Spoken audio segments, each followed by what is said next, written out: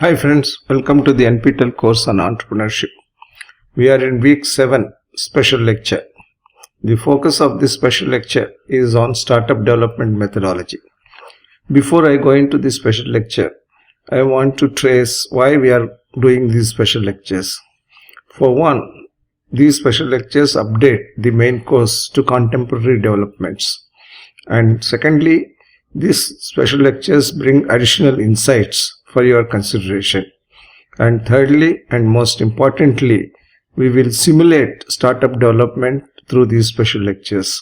In week 6 special lecture, you would have already seen how startup development can be undertaken in terms of a few examples such as whispering fan, portable ventilator, antiviral mask, smart glasses, and also in terms of developing an overall business strategy and business model for startup projects. From now onwards, we will take up additional projects to simulate startup developments.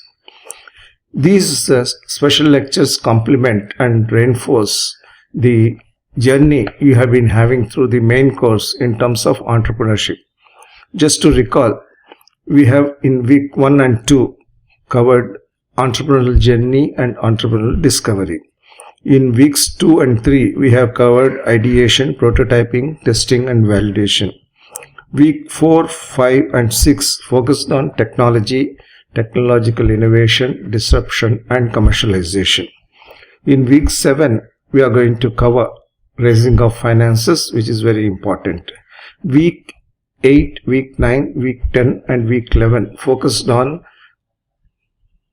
employment, education, culture, founders' culture, and the overall strategy to make India a national startup culture. We have also seen how interlinking all of these, entrepreneurship will be a big contributor to India's economic development. In week 12, we will be ending the main course with several case studies of startup companies which I have personally seen and which I have personally experienced because all the founders were known to me. From now onwards, in these special lectures, we will simulate certain projects that have been undertaken as part of my coursework at IIT Madras DOMS. I have taken this course entrepreneurship for my students in MBA program, physical programs.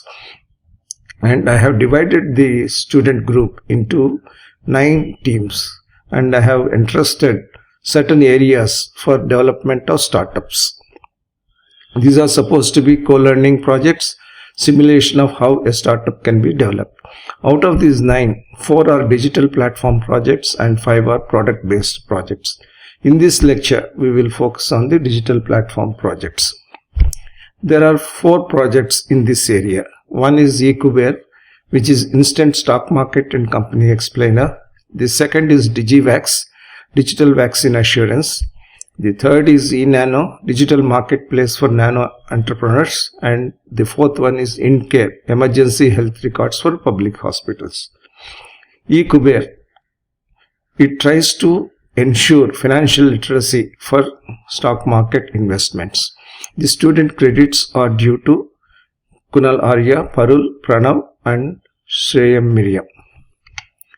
So why and how of stock market investments? Stock markets are nothing but markets wherein the stocks of companies are traded, and those companies are called publicly listed companies. Depending upon the perceived performance and also the real performance of companies, investors have high demand for certain company stocks and low demand for certain company stocks. As a result, the stock prices move up and down correspondingly. And stock markets are important for a national economy because when the stock markets are buoyant, wealth flows into the industrial and business sectors. Companies can raise more funds at higher levels of premium and therefore reduce the cost of risk capital. Now, what are the advantages of stock markets? What are the features? The main advantage of stock market investing is in terms of contribution to a positive industrial and business economic environment. But in terms of individual benefits, Stock markets are the ones which are capable of beating inflation and creating investor wealth in the long term. They tend to provide in the long term rates of return that are higher than fixed income instruments. Secondly, stock markets are always populated by investors who occupy two different polarities. Either they are highly risk averse or they are highly speculative. Truly, there are some wealth making options in stock markets. However, there are also many risks and short-term volatility considerations. Even for a seasoned analyst, it is very difficult to read or predict easily the stock movements. Therefore, there is a need for creating a stable and supportive advisory ecosystem for stock market investors. So this was presented to the team which was undertaking this project. The team made its own research and said to me that there are 200 million people with investment capable income in India, but only 20 million investors exist for investing in the stock market. The only way to bring the next 180 million on board is by making information about companies, stocks and stock markets simple and accessible. Only 24% of the respondents prefer stock trading as a method to invest their discretionary funds. The funds which they want to ensure for their savings are inevitably given into lower risk alternatives such as fixed deposits and insurance policies. Therefore, the team said our objective would be to reduce the perceived risk by educating investors through this startup. Financial literacy is flagged as one of the biggest barriers to entry by the research teams. And the challenges are that banks and internet sites only provide certain limited information. You never get real-time information. And if you don't get information, you cannot be literate in the stock markets. The biggest challenge that financial institutions and companies face about engaging investors is the low level of financial literacy among Indian consumers. That is, the disclosure requirements for a public limited company are many. However, if the investors and the users of that information do not understand how to read that information, how to interpret that information, then that information will be of no use. Therefore, the investments tend to be random. Some may gain, some may face a lot of pain, and it is not what the economy wants from the stock markets. But what are the competitor landscapes in this area? So they studied various options. There are two types of competitors. One which provide a platform to trade, another a platform of information, not really trading. So Bionomo is a UK-based company that allows a user to perform demo trades with a $1,000 account, and it lets people experience trading. It also has a glossary of trading terms, tips and guidelines. It has presence in 130 plus countries because it's a global platform, and it averages around 30 million trades per week. It has English, Hindi and a few other Asian and Latin American languages. In India, this doesn't have a fully credible reputation yet, and it is therefore working on penetrating in terms of better image and better marketing. It does provide some VIP privileges such as 24/7 tech support and deposit insurance. Grow is a more popular and indigenous platform. It enables investments in stock, gold, SIPs, mutual funds, fixed deposits and US stocks. It even allows fractional share investing. It provides certain fundamental analysis and groups similar stocks for easier comparison, that is cluster analysis. User interface and information is easy to understand and is made with the millennials in mind. It is a no-fee platform, so one can start investing without any sign-up fee. Customer service is not prompt, however. Technical analysis and detailed balance sheet and P&L statements are not provided. Compared to that, Money Control, which is an offering of CNBC TV 80, is a very professional and very comprehensive portal for information. It is the most popular and most visited portal for stock and trading information. It is available in English, Hindi and Gujarati, and it has many breaking news items, recommendations, analysis and detailed company information. It covers Indian and global commodity, currency, active stock markets, and also personal finance advice is provided. But the cons are that it has a lot of clutter, and a person who is not well versed in finance cannot make optimum use of this site, and it doesn't anyway allow or support trading.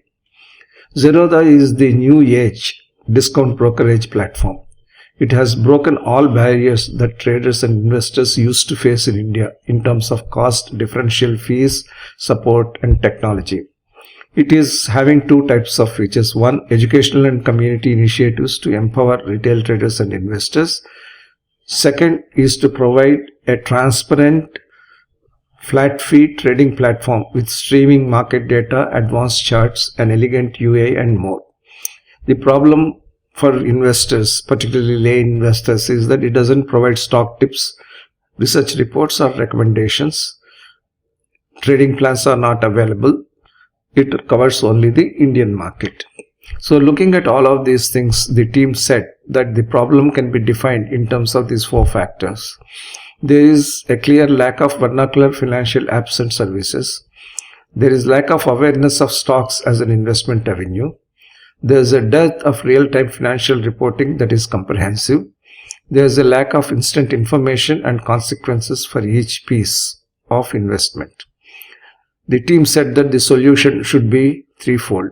One, you must offer stock analysis and financial literary programs in 3 levels, and that too in vernacular languages besides English. The objective must be to improve the financial literacy, reporting and stock explanations, and provide real-time updates.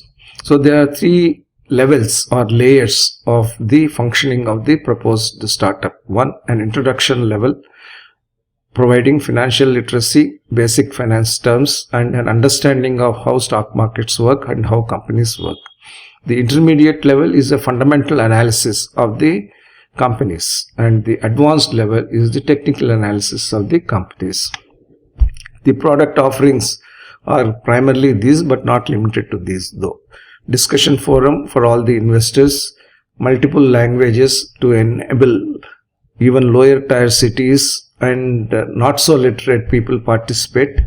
Paper trading to induct all the people who have non-demat methods of holding stocks to the platform and eventually seamlessly transfer them to demat accounts.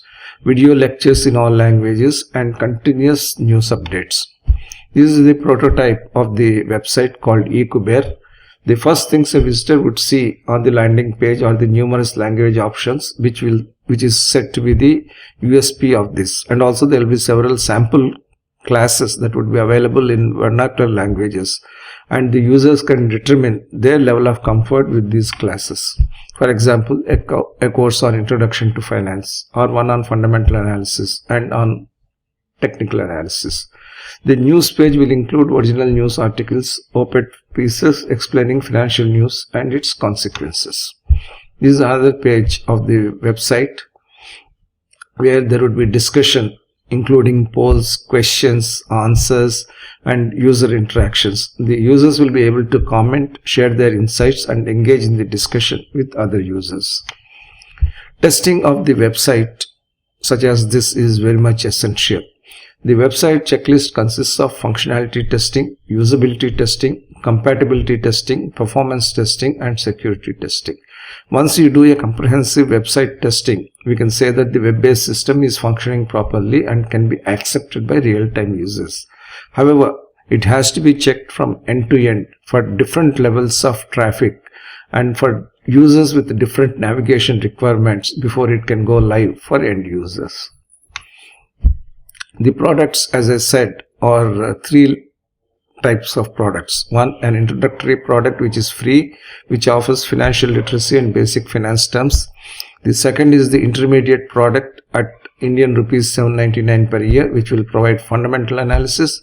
And the third, advanced offering, which at a cost of 2499 provides technical analysis. What is free? analysis of national and global financial events, latest financial news in short, general finance articles and investment options, everything in vernacular languages such as Hindi, Telugu, Tamil, Gujarati, Punjabi, etc. in the first phase. And the intention is to roll out more languages with time. This is a business model canvas which every startup must consider. One, you have a problem definition which is followed by a solution. And the solution must have a value proposition. And the value proposition should be extended to different customers, and customer relationships should be built. And relationships can be built not with individual customers, but with customer segments which have different individuals. So segmentation of the market in terms of various customer groups is important, so that some homogeneity within the diverse customers can be looked at. The solution for its effectiveness has to be measured in terms of key metrics, and in this case, traffic, transactional data, video analytics, sales revenue, site visitors and actions taken. And a digital platform must have channels, and the channels could be, in this case again, Kuber website, Kuber app, workshops, live projects. We need to have a cost structure, and we should also aim at a good revenue and profit structure. So when you manage costs and prices properly, you will get profits, obviously. So the business model canvas is a guide to populate your financial model based on market assumptions and operational assumptions. So the revenue model, in this case the sales as an example, comes from the 3 layers of product offerings and the subscription fees per person and the per year revenue. In addition, we also get revenue through advertisements, traffic, click-through rate and the ad revenue. And the costs are in terms of building the domain name and security, website build and maintenance, web design, CMS, analysts and expert fees, Kuber app, miscellaneous expenses total. So when you balance the costs against the revenues, you get profit or loss. And we need to have a plan for a website development and application progression. It is not enough that you have a starting website.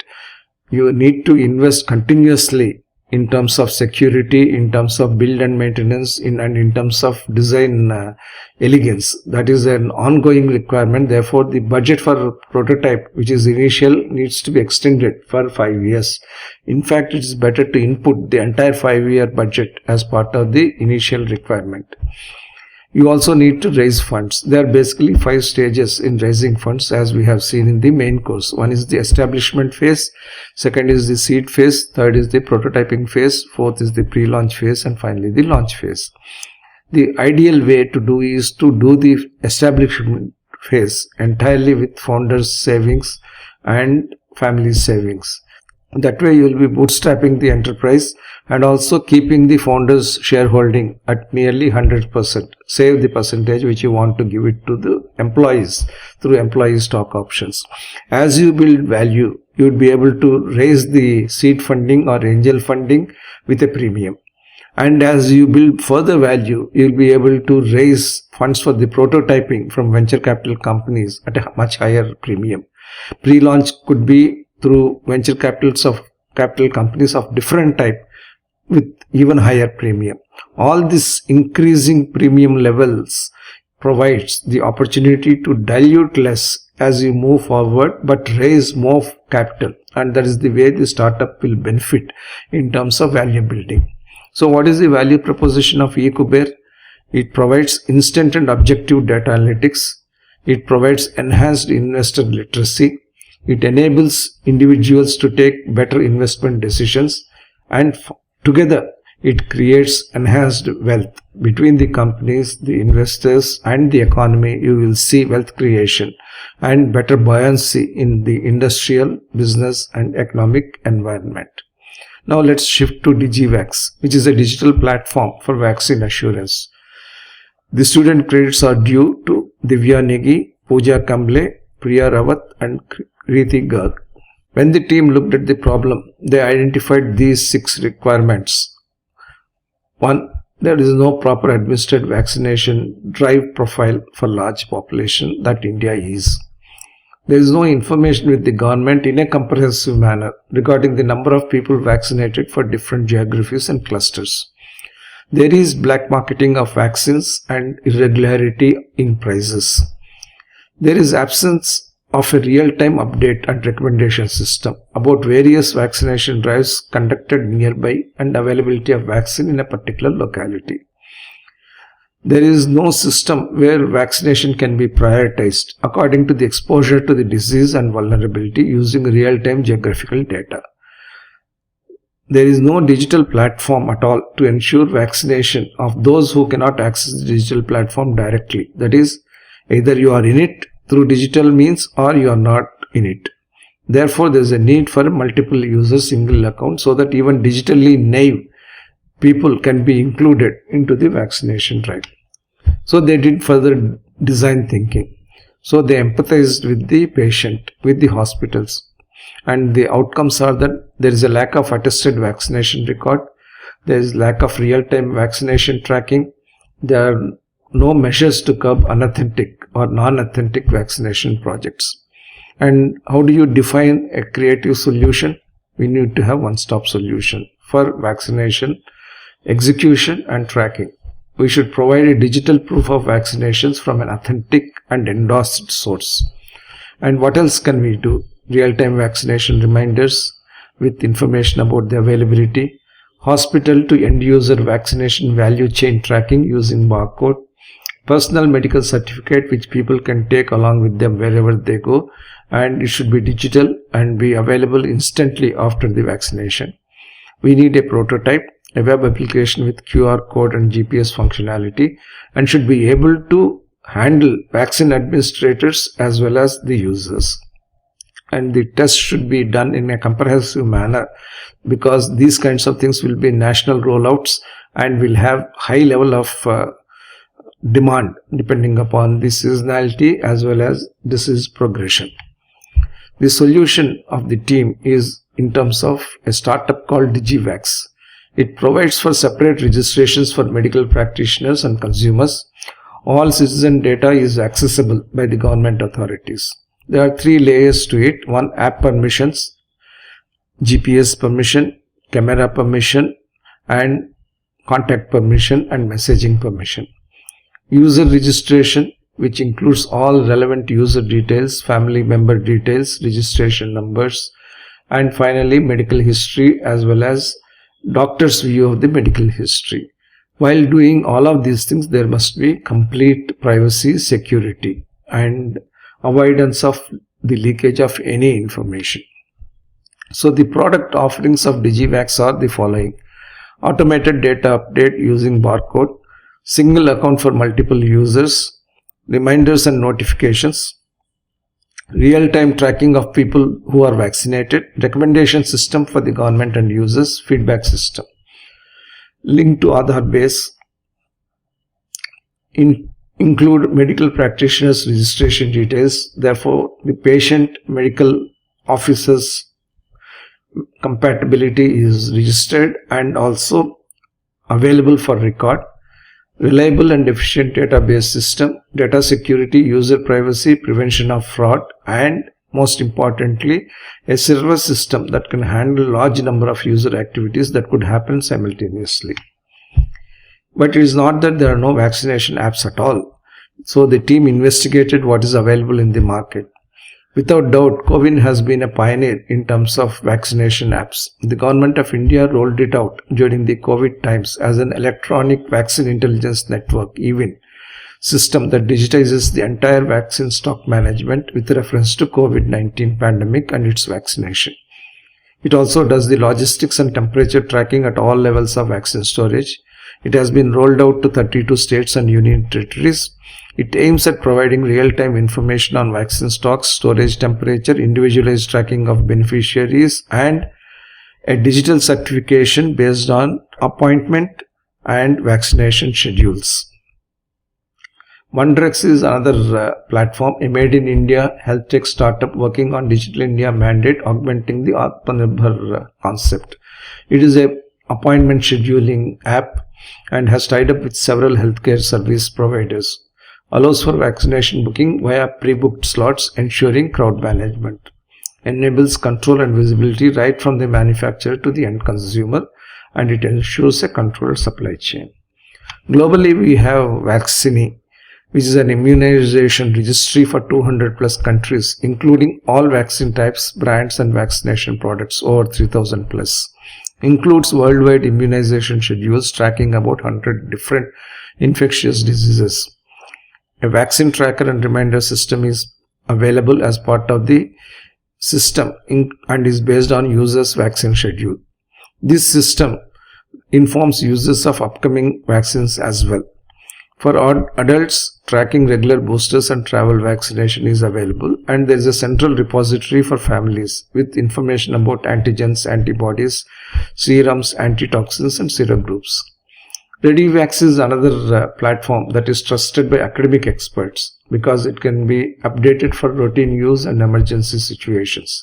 Contains information regarding vaccines, vaccine preventable diseases, vaccine safety for healthcare providers and patients. It provides regular updated data on vaccine recommendations, safety, and can notify users in real time. It also has a personalized immunization scheduler to keep track of CDC recommended vaccines. One-click customization of information for healthcare users or healthcare providers. There is a USP in what the team was trying to do. The team has identified certain factors or features which are important for any vaccination app. These are separate login for doctor and patient, vaccine validation, inventory update, doctor verification, doctor attestation, e-report generation, patient history, appointment booking, feedback.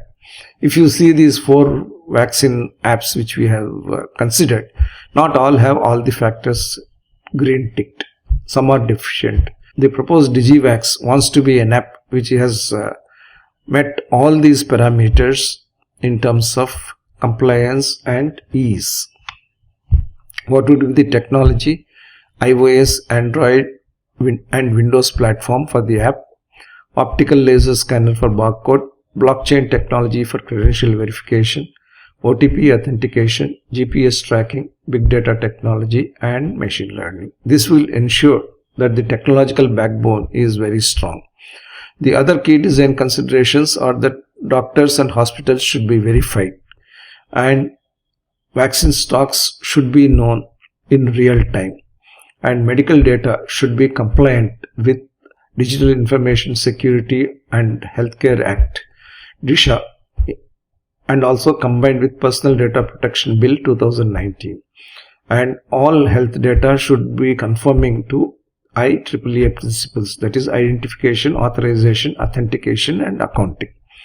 And hospitals also should have certain guidelines and mandates which they must be fulfilling. Similarly, individuals must provide certain data which can provide guidance for the doctors and the vaccination experts to provide the right kind of vaccination advice.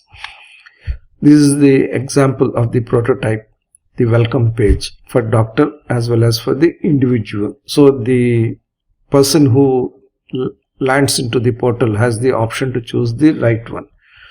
Suppose you go for individual user, you have lots of selection opportunities and also appointment booking and feedback. There will be a chatbot which will help the individuals make their information requirements open to them and also take considered decisions.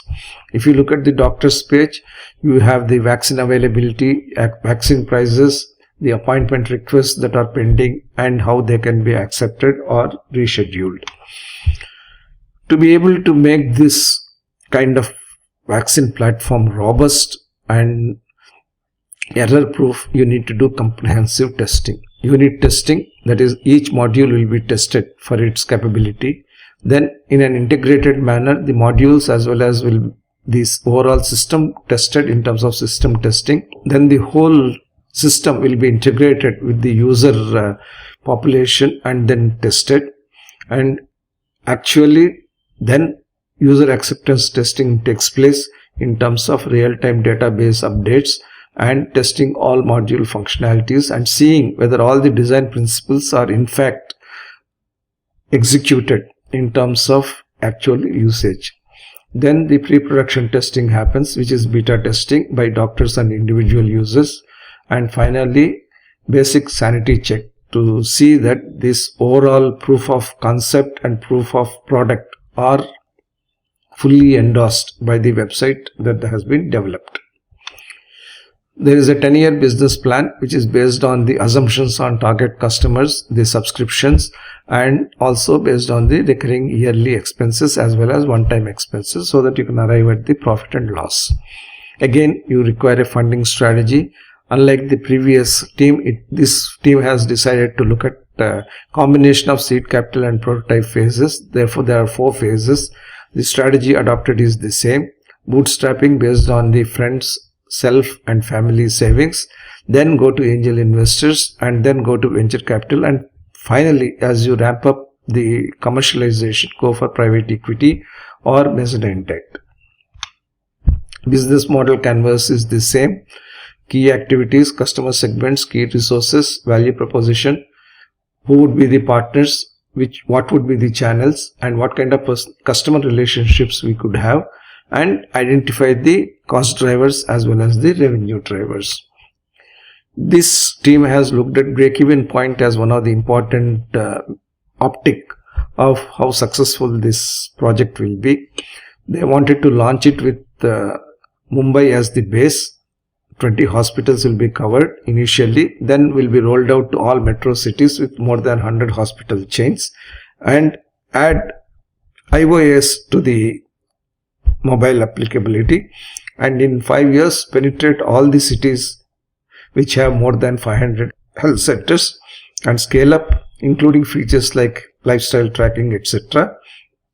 And as an ultimate self-actualization goal, integrate with National Digital Health Mission and Health ID card. The future scope for a DigiVax thing would be substantial. One, it can converge with government vaccination projects. Digital traceability and vaccination appointments through DigiVax application platform can help government in its immunization projects. Insurance companies will have seamless and error-free procedures, as everything would have been verified as authentic vaccination records of customers. And in the final step, there could be integration with DigiLocker, so that the information is available for any admission, travel or benefit schemes. So far, vaccines have been considered as those required for babies, kids and children, and only COVID-19 brought into our limelight that vaccines are required even for adults. We always had flu vaccines and various other vaccines, but India hasn't taken that much notice of these vaccination possibilities. Now is the time to look at vaccines in their totality and have a startup that can cater to this kind of vaccination requirements, recommendations and execution. And DigiVax definitely fulfills a purpose in this. It connects doctors, patients and vaccine manufacturers seamlessly.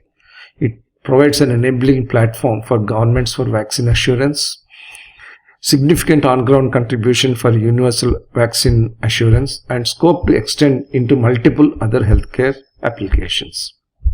Now let's look at another digital platform, which is digital marketplace for nano entrepreneurs. The student credits are due to Akanksha, Yukchila, Shruti Satya, Kishan Rawat, Priyanka and Vijay.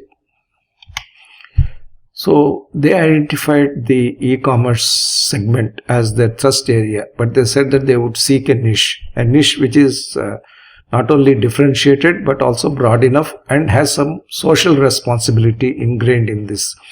So they came up with the conclusion, looking at the e-commerce and other segments, that non-formal individual and household enterprises are important for employment creation and poverty mitigation. A major proportion of India's prime working capital is self-employed in these enterprises. Most of their customers are from nearby vicinity or are middlemen traders. There is no direct digital platform to expand reach for these humble people and allow them to earn a direct source of income. They are too much dependent on middlemen. Hence, they have coined a term called nano enterprise. Nano enterprise in this context doesn't mean enterprise which is very minute. I have used this word nano entrepreneurship in the main course. For example, a vegetable vendor is a nano enterprise. I said in terms of the scale and in terms of the delivery. Here they are representing the nano enterprise in terms of the capability or the outlook within the system. So they define nano enterprise as no awareness of market price and no organization either of regulatory or fulfillment. This is how the indigent nature of the vendor and customer base is described. Interesting way of looking at the main customers and vendors. So the solution is to provide a digital platform to the untapped and non-monetized segment of skilled nano entrepreneurs, empower the nano entrepreneurs for price discovery and market making, create a digital ecosystem whereby the nano entrepreneurs and their customers derive the true benefits of disintermediation. What is the market potential? It is actually immense. The Indian e-commerce industry has been on an upward growth trajectory. There has been a huge digital adoption during COVID-19. The Indian e-commerce market is estimated to be worth over $55 billion in gross merchandise value in 2021. And by 2030, it is expected to grow to an annual GMV of $350 billion, more than six-fold increase. Further, as of 2021, more than 348 million users were conducting online transactions and nearly 140 million were shopping online. Almost all the PIN codes in India have seen e-commerce adoption. More than 60% of transactions and orders in India come from Tier 2 cities and smaller towns, which is a heartening development. If these trends continue, Indian e-commerce industry will be second only to the US in terms of the e-commerce scale and scope. As of now, China is the largest with $672 billion in annual sales. Apart from COVID-19, which has disrupted how people buy products and services and how they perceive e-commerce, which trend will continue to consolidate and grow, technology would be another key driver. Digital payments, hyperlocal logistics, analytics-driven customer engagement, and digital advertising are likely to support an immense growth of this e-commerce sector. Over and above all this, virtually every mainstream company has its own digital shopping site for mobile and e-commerce. So the entire economy is looking at e-commerce as one of the most important, influential, and powerful segments of business growth. So should we not bring this capability to the indigent folks in our economy? So what are the market economics? Indian home services market, for example, is projected at $100 billion. Average annual spend is rupees 25,000 per household every year. And this is what has prompted a company such as Urban Company to provide home maintenance and individual maintenance infrastructure and support services. And the factors that have driven increasing urbanization and disposable incomes, rise in nuclear family norm, especially in urban areas, growing demand of various services, convenience and paucity of time. Similarly, if you look at artisans and craftsmen, India has got them in plenty and they have got very good skills. We have people who do excellent textile work, excellent handicrafts, but it is a fragmented industry with more than 7 million artisans. Inadequate advertising and publicity, faulty policies, unremunerative and baseless pricing. Poor marketing strategies because they can't reach anyone. Lack of training and awareness for artisans make us keep on making the same age-old patterns which do not attract consumers. Low literacy and education levels add to the inability of artisans to access resources from modern sectors or to market themselves to the outside world. Informal markets are huge in India. Agriculture, rural and indigenous sectors face variable employment and lack of working capital despite the ability and skills to turn out traditional products. They also need modernization, as we have seen. Today's millennials look for safe, secure products. They don't want chemicals that can cause cancer to be employed in those kinds of products. So we need education to be provided to the artisans so that their basic skills are upscaled to the current requirements. And if that is done, farmers, artisans, home maintainers and service providers who constitute a sizable labor force all over India would be able to benefit and also benefit the rest of the consuming market. It's not that there are no players of this nature. We have Cutro, which looks at natural and organic products, beverages, pickles, tea, etc., Indian Shelf, RTOL, the India Craft House, Pop Shop, craftpunish.com and so on. But they are all segmented and they focus on a few things, and the price discovery, cost discovery and market discovery are not as what the team wanted to have. Therefore, the team still felt that there is a lot of scope for coming up with a novel eNano platform. When they compared Kudumbashree Bazaar and Amazon Saheli, the former is one of those kinds of platforms which is rooted in indigenous development. The observation was that Amazon Saheli had pricing levels which are 2 to 3 times higher, which means that in spite of the so-called disintermediation of e-commerce by Amazon, they are profiting. So eNano is hypothesized to sell at reasonable prices, unlike Amazon Saheli and Amazon Karigar, which are allegedly charging exorbitant rates for these indigenous products.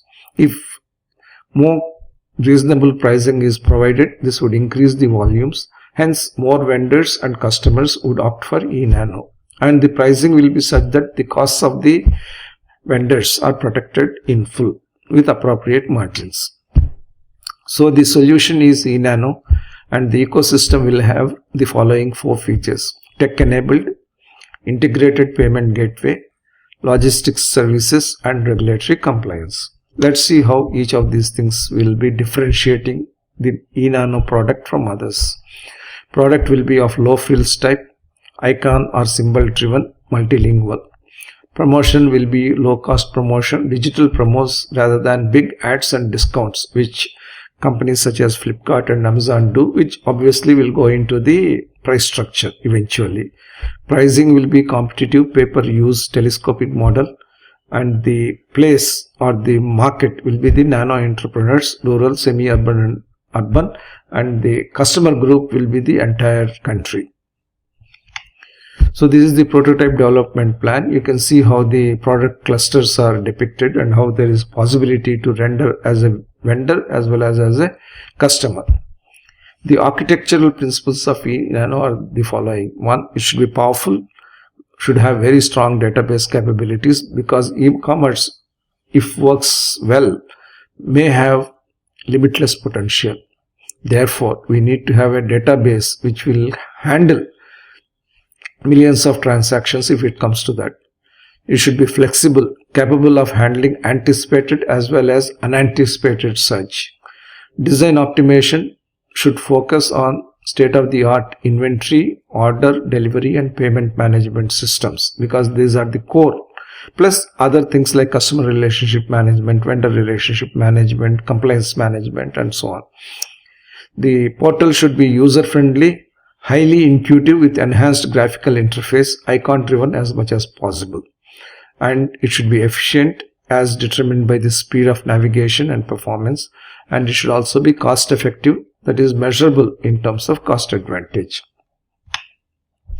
When this happens, eNano can be taken to the next level, that is in terms of the process flow, the system architecture and database integration in terms of the entire website. And the steps for building a prototype are in terms of the following steps. 1, you analyze the market need, follow it up with the clear definition of the requirements, choose the technical stack for the front end, back end and database, create a team that will develop the code, plug in the SaaS developers wherever required, and build an MVP which ensures that all the design principles are tested out, and then see whether you can move to an UDP, which is ultimate desirable product. That's the goal of building the prototype. The features are as follows. Whether you are a buyer or seller, you can log in comfortably. You should be able to utilize Android, iOS or Windows platform. Provide the best possible transport layer security protection for end-to-end encryption. Use appropriate tools for web-related libraries to speed up the website. Provide multiple payment options including cash on delivery. All the others such as credit card, debit card, Paytm, UPI, net banking should be available. Multiple languages should be available, and also wherever possible artificial intelligence should be integrated to provide advanced user experience. This is a registration area where you put your personal information and choose what you want to do with the site. Customer UI followed by the system interface.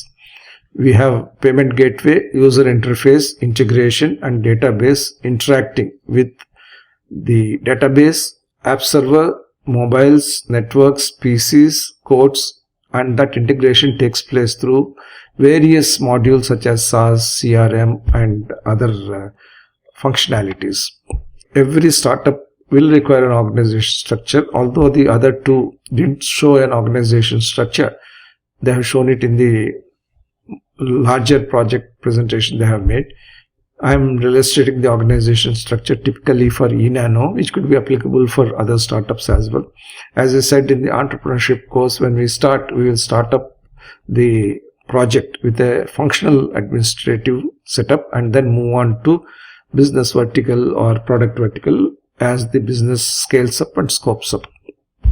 And how do you raise funding? Again, preference of this team also has been on bootstrapping, self-funding by getting investments from own savings or get the contribution from family and friends. Go to crowdfunding sites later so that you get additional support in terms of technical support or marketing support and word of the mouth by the users, and thus provide greater visibility to this not only economically responsible but also socially responsible startup. NGOs, self-help groups will be one important alliance partner. Online advertising will be used to reach them as well as the customers, and the existing customers will be consolidated by having influencers. Logistics providers also will be chosen, not merely one provider, but everybody who has got some socio-economic purpose in their operations will be co-opted to support this kind of thing, because we can't have a situation where logistics costs overwhelms the product cost or the service cost. So we need logistics providers who are willing to give at a reasonable cost plus transportation package. So when you do that, these four enablers which we talked about are enhanced by design thinking, simple mechanism, digital training, unleashing the latent potential. And the product features: visual symbol driven interface, multilingual, artificial intelligence, GPS functionality and multi-user interfaces. Like with other projects, we need a revenue model and you need a cost model. In this case, the sales and promotion costs are going to be a little more complex because there are different types of reaching out to the customers and different communication media that are required. For example, it could be direct interaction, it could be having influencers, it could be in terms of developing videos which will be used to promote the concept, and social media promotion through various digital ads in Facebook, Google, Instagram, etc. So this is how sales and promotion videos will be budgeted, and how you can identify the seed users for direct promotion, personally contact users and target to onboard 100 what the team calls real nano providers, have an advertisement campaign or awareness campaign and then budget that as well. So this is the way in which sales and promotion activities are budgeted along with the corresponding expenses. So when you have seed users for direct promotion and when you contact them and integrate them into your system, you will be in a position to budget them but also use them effectively to help this socially responsible platform take off. So the total revenue, the entire software development costs, marketing and promotion costs, manpower costs, administrative costs and the total costs have to be factored in based on certain assumptions, and gross profit will be calculated. This team felt that this is a very working capital intensive business, and rather than look at yearly forecast, they should look at quarterly forecast. So they have forecast for 10 quarters their business plan, and the emphasis is to ensure strong income and regular cash flow, because cash is king as far as retailing is concerned, more so when indigent vendors are involved who have to be paid on time, and therefore the collection mechanism from the customers as well as the reach of the customers has to be very high. And the 4 systems I mentioned earlier of the demand system, ordering system, inventory system, delivery system, and also the payment system must be robust. So there is a revenue forecast that can be had from the market. You can think about the percentages which we would like to have and then arrive at the total revenue. So the USP for eNano is that in terms of the product, it is a simple symbol driven app. It is multilingual, minimum requirements to onboard vendors. Vendors are proficient in as well as new to digital commerce can be adopted. Home level service products can be integrated, and there could be alliances for B2B and open architecture for D2C as far as the positioning is concerned. The pricing will be competitive, free in some cases, and subscription based plans in certain other cases. Promotion will be through demo videos for training and marketing, and SHGs and NGOs for spreading the patronage. It is a socio-economic startup, as the team has said. Then finally we will come to indicate for this lecture. Electronic health records for public hospitals with mobile connectivity for patients. Student credits are due to Madhu Jethani, Narayan Nair, Sri Lakshmi Menon, and Susmita Baruwa. When the project was given to them, they again studied the market, the industry, and the ecosystem like others have done. They came up with the problem identification as follows. 1. There is strong inequality in accessing basic healthcare facilities across various population segments. There is difficulty in accessing patients' medical history, particularly in public health centers. There is hassle in carrying multiple hard copies of prescriptions or medical records. There is crowding at hospitals, inordinate waiting times, and cross-referrals. India is in top rank for communicable diseases, which makes the problem even more acute. We need extra care and distancing in hospitals. Therefore, people should not be encouraged to crowd. They should be scheduled easily to come in, have the treatment done, and go back. So multiple applications, similar technologies are working, but they are working in silos and they are not solving any of these problems. There are also unorganized health insurance schemes across the states, and that is leading to increase in cost of healthcare. So the initial solution definition which the team came up is that there should be a universal patient ID for all citizens of India. This is for healthcare purposes. There should be an implementation of emergency health records in all hospitals. There should be a mobile application to access all medical records. Disease forecasts and reviews and patient health predictors should be available. When you say disease forecast, it is not pandemic forecast. Suppose one has a cardiac disease, how the disease has been progressing so far, and therefore when you should have the next review and how should you update your medicines. So it's a kind of tracking. Usually people go for consultations one time, and then although the doctor says review after 1 month, nobody comes back. So we should have disease forecasts and reviews as part of the EHR system. There should be awareness videos and updates so that you are kind of alerted to the need to be vigilant about your health and wellness system. And when pandemics strike or expected, there should be predictive analysis with healthcare costs and spend analysis being panned out for those kinds of activities. So the problem is twofold. One that envelops the hospitals, the second that envelops the patients. For hospitals, the problem is that capturing clinical documentation increases the burden of day-to-day operations. They face difficulties in maintaining health records and ensuring accessibility of medical history. Hospitals are unprepared for sudden outbreak of diseases and prevalence of recurring illnesses. When waves of COVID struck, it was not possible for hospitals to cope with this system because there was no advance warning. So we needed resources, human equipment that could be assembled, that could be moved from one place to another to be able to meet the requirements on an overall basis. So optimum utilization of resources in the current system is not fully possible. For patients, crowding and long waiting time at hospitals, difficulty in accessing previous health records, lack of awareness in identifying and managing both acute and chronic diseases, and lack of access to information about government health systems. So what is the solution? The team said that we should develop an emergency health records digital solution, and they vote to develop it as a digital platform. So this is the product which they developed, which will be linked to the PMJ ID, an iOS and Android app to be applicable in the Apple App Store and Google Play Store. The product encompasses electronic health records for hospitals and patients, appointment scheduling, health scheme notifications, and awareness videos in native languages. The market opportunity is huge. The Indian healthcare market in 2023 could be rupees 10 trillion. Public investments in healthcare sector could be upwards of rupees 1 trillion. The premium income underwritten by health insurance could be upward of 0.7 trillion. So these are the kinds of gigantic figures which are available as a market opportunity. We should tap that in a socio-economic purpose.